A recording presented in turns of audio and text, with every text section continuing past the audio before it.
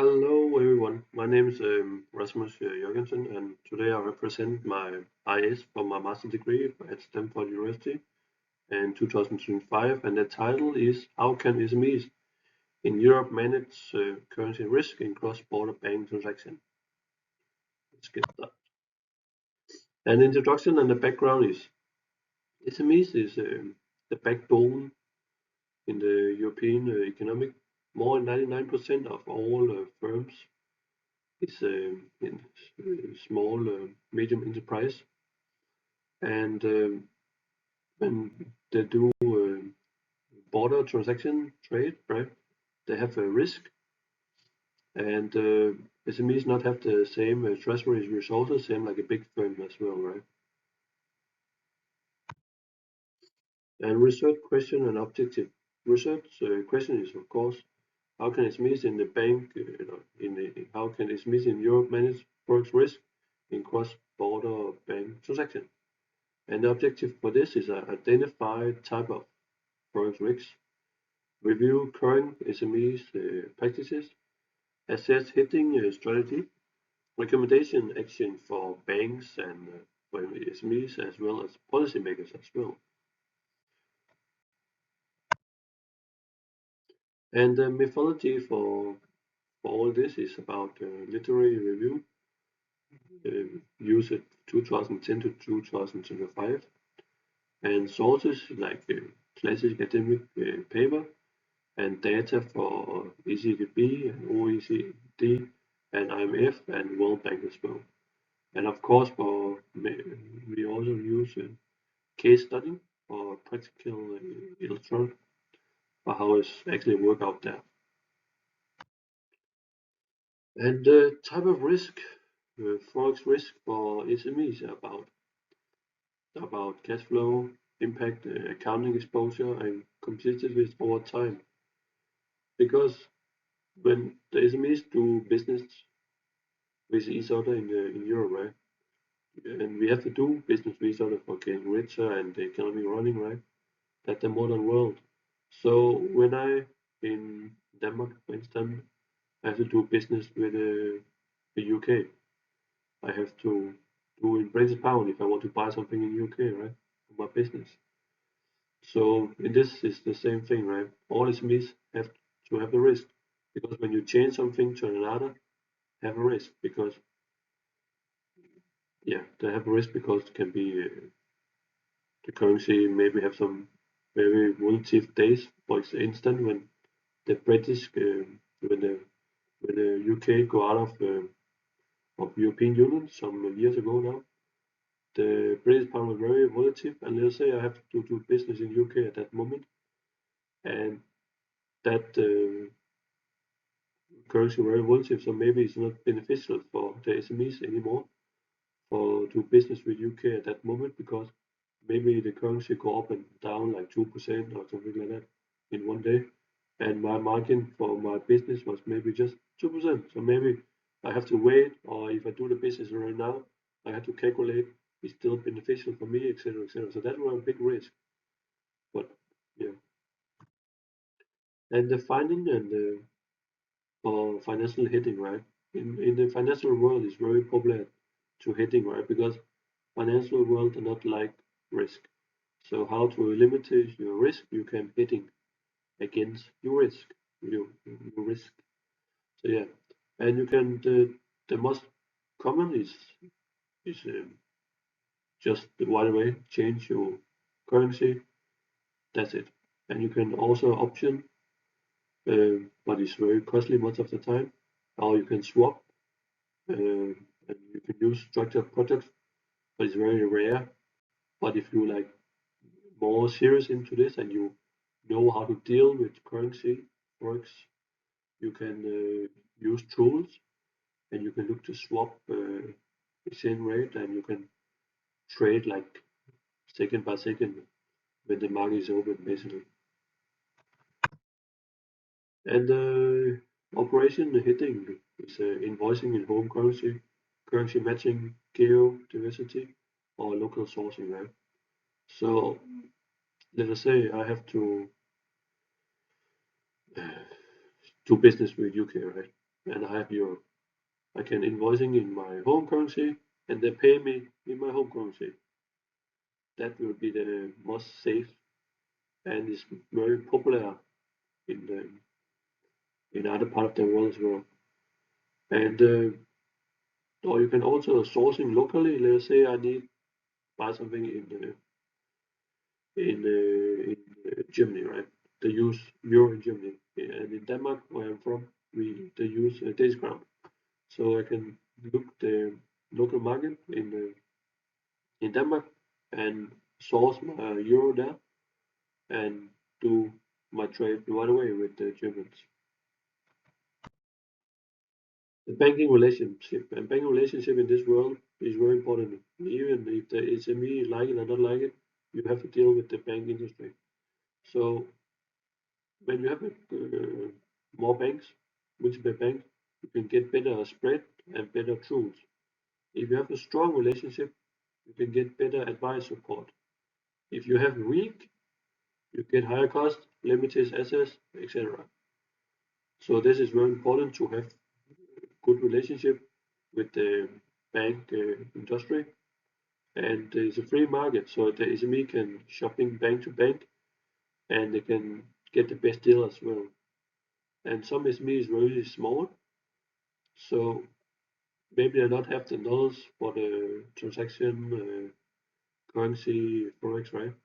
So if they have a strong relationship, they can get professional advice from the bank, which is very recommendation, how to say, because many SMEs they're good to their business, but maybe they're not good to the financial thing.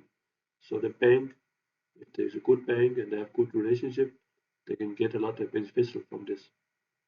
So yeah, so it's beneficial for the SME to manage the relationship very well, because if you don't, you just get the market rate and you pay the highest cost most of the time.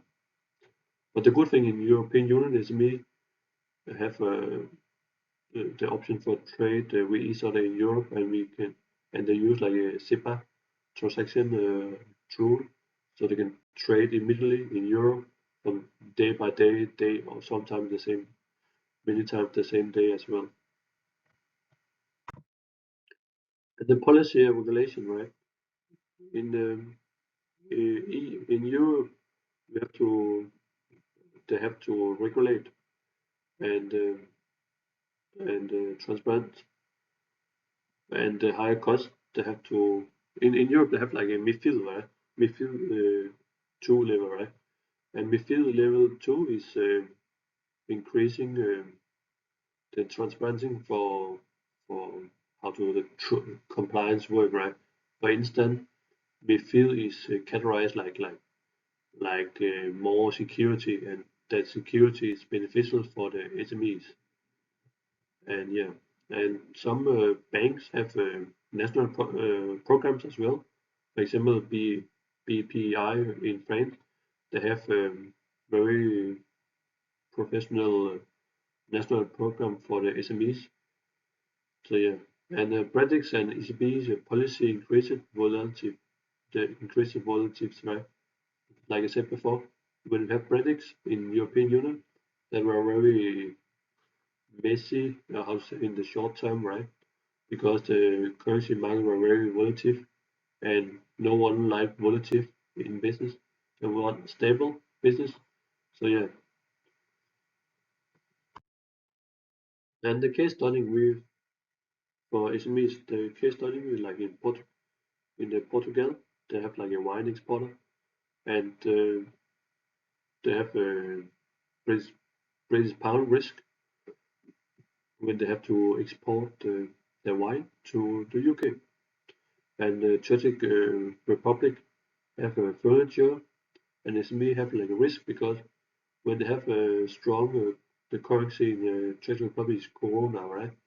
And when the Corona is strong, it's not always beneficial, because when the currency is strong, no one want to do a trade with that country, because maybe they can find the same product in other countries. For example, if I want to buy the furniture in the Czech Republic, but I see the currency very high, so but I can look in the Bulgaria, and Bulgaria they use a lever, right? I can get the same product, same quality, etc., for half of the price, or etc., right? And the other example was a Danish furniture SME, and they use like a hybrid strategy for matching the risk. And also in Spain, the fashion industry SME, they use like a hedging with the option for, because in the fashion industry is like this season is like another thing. So the option can maybe in this case be beneficial at the moment, but it's the long, it have to be a long time thing sometime too as well.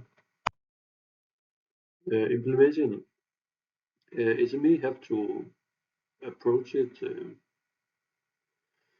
in a fragment way, like I said. Most of them depend on the operation tool, right? So the tools have to be convenient and easy understanding for the, how to say, for the SME, right? And they have to rely on operation tools, and but they also have limited access to financial heading and under protection overall. So SMEs have a lot advantages and have a lot disadvantages as well. Because if you not have the right tools, your operation have uh, disadvantage compare who have the best tools on the market have more advantage. Uh, and SMEs have a limited access to financial heading, right? And many SMEs maybe not understand the financial heading as well, right? Because like I said before, heading is important, and yeah. And the recommendation, SMEs have to understand the financial truth and use them, and invest in training. And the bank have to design SMEs friendly products and provide more advice support. And policy makers have to simplify compliance and expand supporting program. Same we see with the bank in France. The limitation and future research for this IS at, is based on secondary data only. No direct SMEs interview, and future work could be survey, fintechs rules, and ESG linked finances, right? So for the future, this research could be interesting if they did if SMEs interview, yeah, and work more in the financial industry or get better knowledge and etc. Right? Conclusion: risk, forex, risk management, and proactive, and SMEs need support from the banks and policies makers. So, yeah, so it's very important to blend the strategy most effective and survive the issue. They need to understand it, how to manage the risk. No one like risk, but you have to understand it, because if you understand it, you get beneficial advantage. And thank you very much, and I hope you enjoy, and thank you for this time, and bye bye.